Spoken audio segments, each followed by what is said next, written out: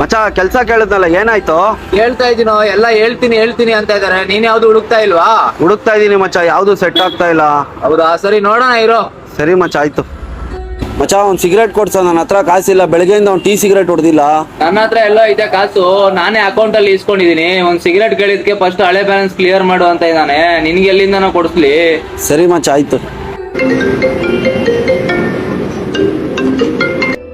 Hello, ಹೇಳೋ ಮಚ್ಚ. Low ಮಚ, next ವಾರ ಎಲ್ಲಾರು ಟ್ರಿಪ್ ಹೋಗ್ತಾ ಇದೀರಿ. 2,000 ಶೇರಿಂಗು, ನೀನು 2,000 ಫೋನ್ ಪೇ ಮಾಡ್ಬಿಡು. ಮಚ್ಚ ನಾನ್ ಬೇರೆ ಕೆಲ್ಸಕ್ಕೆ ಹೋಗ್ತಾ ಇಲ್ಲ, ಏನಿಲ್ಲ ಮಚ್ಚ. ಅಷ್ಟೊಂದು ದುಡ್ಡು ನನ್ನ ಹತ್ರ ಎಲ್ಲೋ ಇದೆ.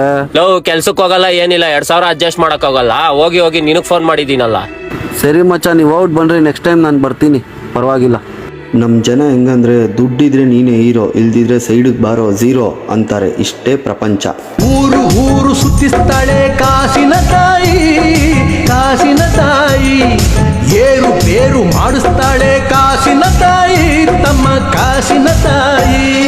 ನಿಂತ ನೆಲ ಸ್ವರ್ಗ ಮಾಡ್ತಾಳೆ ಹೆತ್ತ ತಾಯಿ.